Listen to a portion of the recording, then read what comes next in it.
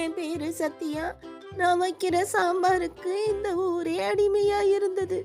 எனக்கு சாம்பார் சத்யான்னு பேரு கூட இருந்துச்சு. அன்னைக்கு சாம்பார் கொஞ்சம் ருசி கம்மியா வந்தது. அப்பதான் இந்த மேஜிக் மிளகா வந்தது. அந்த மேஜிக் மிளகாய நான் சாம்பார்ல போட்டோன்னு ஏதோ மேஜிக் நடக்க ஆரம்பிச்சது. சாம்பாரும் நானும் வானத்துல அப்படியே பறக்க ஆரம்பிச்சோம். ஜாலியா இருந்துச்சு.